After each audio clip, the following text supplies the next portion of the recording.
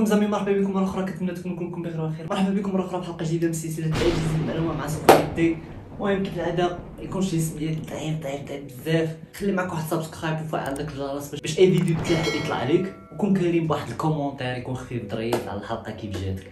المهم ما نطولش عليكم كيف العاده، نشوفكم مره الانترو. سير على الله.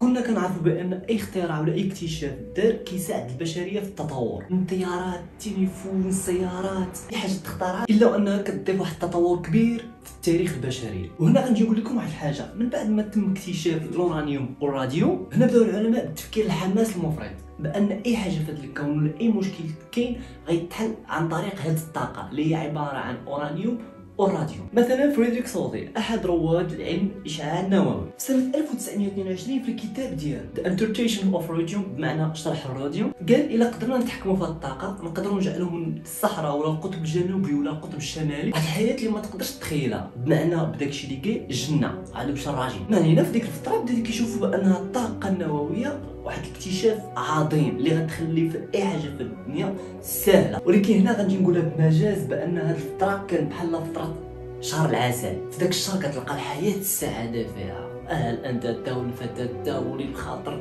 كلشي كاين. عام مجرد كيفوت داك الشهر كتولي الكوارث زايده. هذه هي الطاقه النوويه بمعنى مجازي، بحال شهر العسل. ومن بعد داك الشهر العسل تيوليو الاكتشافات ديالها السلامه وصافي. ومن بعد انتهاء شهر العسل هنا بدا الانسان كيكتشف كوارث الاشعاع النووي، وخصوصا في جربوا الامريكان هاد الطاقه في استخدام الجيش الحرب وداكشي، وهي بسببها باش تم تدمير هيروشيما وناكازاكي. ومن بعد انتهاء الحرب البارده بدا التفكير البشري كيتبدل بسبب هاد الطاقه النوويه اللي كانوا كيشوفوها بان شي حاجه زوينه واللي غتبدل التاريخ البشريه في التطور. من بعدها كتولي كارثه من الكوارث اللي اكتشفها الانسان كما قلت لكم شهر العسل. حتى من العالم ريتشارد فايمن وهو واحد من اول اللي شاركوا في صناعه القنبله النوويه. وفي الاول كيما قال بان كانت تجربه انها شي حاجه فيزيائيه كتخترع كذا، كاين واحد العمل زوين كذا. من بعد ما خرج من العمل ديالو كيشوف الشعب فرحان، تيقول نتوما مالكم فرحانين؟ نتوما شهبان ولا شنو؟ راه الطاقه النوويه غتم تدمير البشريه. هنا بداو العلماء الفيزيائيين كيدركوا الكارثه اللي صنعوا، وهنا بدات قصه اخرى اللي هي الرعب النووي، واللي زاد كبسها نيت هي في 1952 عندما تم صناعه القنبله الهيدروجينيه. ومن بعدها جاو السوفييت في 1953. وزيد هذه تاهي في بالك بان قوه القنبله الهيدروجينيه تعادل في 1000 مره من القنبله اللي دمرت هيروشيما. ترى 1000 ويجي واحد يقول لك حتى من بعد خلى الرعب في البشريه بان هذا السلاح كاين عدد البيبل. انت الصراحه راه ماشي غير هما، اي واحد عنده هذا السلاح راه تيولي قوه من قوه العظمى في التاريخ، وتيدير بحال الزياده اللي خلاها بالكيران. من بعد السوفييت والامريكان جات فرنسا وبريطانيا، وما نساوش شنو تا هما. ودابا راه ولات ايران، والله ما عارفين ممكن عارفين تاع الدمن. وحتى مصر دارت واحد الفيلم سميتو حماتي قنبله ذريه. صراحه هذيك ماشي قنبله. المهم وزيد على هاد الحكومه الامريكيه جات قالت لك دارت واحد الحمله توعيه ضخمه كيفاش تنقذ راسك الا جا واحد الهجوم ديال العمالقه. بغيت نقول هجوم نووي، بحال مثلا حمله داك اند كافر اللي مشهوره بزاف سنه 1951. واخا كانت هاد الحمله فيها واحد السخريه بزاف الا كانت مدروسه بزاف باللي ديتاي. فهاد الحمله قال لك بان الا جات القنبله النوويه وهاجمتنا تقد انك تنقذ راسك الا عرفتي كيفاش تفكر في واحد الثانيه ولا جوج ثواني. نقد نخليهم طرف على الثواني تجي تشوف قنبله هابطه وانا نفكر كيفاش غنتخبى. ومن بعد الحمله جاو حملات اخرين، لا من ناحيه الامريك لا من ناحيه السوفييت لا من المهم اي دوله عندها القنبله النوويه ولات كديرها. كان التاثير ديالها عكس على ما كانوا متصورين، بان خلاو العامه في واحد الرعب النووي، بان في اي دقيقه في اي ثانيه يقد يجيك هجوم نووي. ولا تيقولوا بان كيفاش هاد الدوله دير لي سلاح والدوله دير لي سلاح والدوله دير لي سلاح يجيو يهجموا علينا نتخباو. كيف درتي لها؟ نبدا الشعب تيقول لك لا حنا بعد ما نديروا هاد القنبله تخليونا في الرعب في بيوتنا ولا شحال من حاجه. من بعد انهم كانت عاجبهم في الاول. هذا كتشوف الحكومه الامريكيه بان الا هادشي لا بقى توقع غيسبب مشكل كبير. وكيشوف بان الاتحاد السوفيتي مركز مزيان في الابحاث ديالو العسكريه والنوويه. الاتحاد السوفيتي راه ما كانش عندهم ديك حريه التعبير وكذا، لا حنا ما بغيناش هادي ولا هادي، لا هذا شي واحد مشى. هنا اش كدير الحكومه الامريكيه؟ هنا كدير اذكى حمله كيفاش تخلي الشعب انه يرجع الثقه ديالو في النووي. جابوا والت ديزني شخصيا في 1957 ودار لهم واحد الفيلم اللي سموه الضرة هيتس ماي فريند. القصه ديال هذا الفيلم بخلاصه ان واحد العفريت، عرفت داك العفريت اللي كتحكوكا وكيخرج، وحطوه في شخصيه ديال واحد الشخص شرير، ولكن مجرد انك كتحبسو تردو لبلاصتو داك المقراج ديالهم، ديك الساعه اللي بغيت كتخرجو وبالشروط ديالك نتايا. او فهمت؟ هادشي علاش راه الاعلام والتشديد التلفازه راه ماشي غير الترفيه، فيه رساله لكم، دونك فهمها وخبيها. اش غادي ندخل انا للسياسه؟ المهم، وهاد الحمله ما كانتش غير في الافلام، كانت حتى في السيارات. 1957 جات فورد قالت لهم من هنا 5 سنين غنصنعوا سياره كتمشي عن طريق الطاقه النوويه.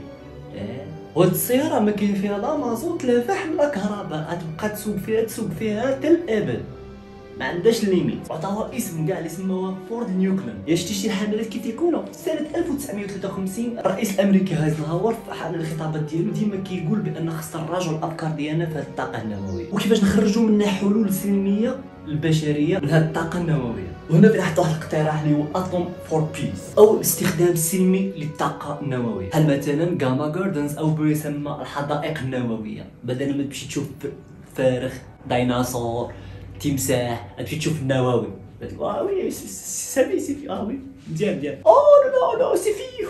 شتي معايا في التفكير؟ لا ماشي كاع الحدائق النوويه اش بيقصدوا بها زعما هذوك المحاصيل الزراعيه انها تكون بفره بسبب هذه الطاقه النوويه، ولكن دارها الاعلام العامه باش انهم ما يشوفوا بان راه ما كاين والو، ولكن راه في نفس الوقت بان الحكومه الامريكيه كدير البحوثات ديالها في النووي. ما تنساش ضرب هنا وهنا. وانت شوف معايا من 1953 ل 1961 في الفتره ديال ايزنهاور اللي كيتيقول انا التوعيه ونستخدموا هاد الطاقه في البيس والكيس وداك الشيء، زاد بالفضل البحوثات في الفتره ديالو من 1000 سلاح نووي 18000 سلاح نووي. في 2023 اش غيكون؟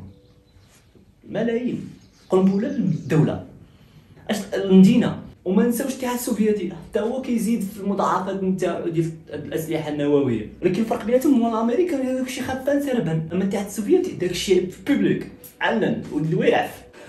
قال لك التوعيه السلميه هو كيزيد في السلاح. حتى جات 1962 باش عرفوا بان الاتحاد السوفيتي حط السلاح ديالو في كوبا.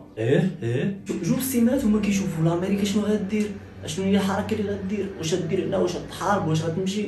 وكوبا راه ماشي كاينه في افريقيا، راه كاينه تحت امريكا بشويه. ما قلت لكم جوج سيمانات والعالم كله مترقب شنو غيطرا، واش غتنوض شي حرب عاوتاني ولا كدا ولا كدا. كلشي ولا متوتر ومخلوع والرعب وما عرفت اشنو حتى هاد الامور، ولكن غير سياسيا. هنا بدا تيشوف الشعب بان راه ممكن في اي لحظه تنوض حرب نوويه. ومن بعد هاد الازمه دارت لامريكا 200,000 مخبأ تحت الارض كيفاش تعيش الى جا هاد النووي.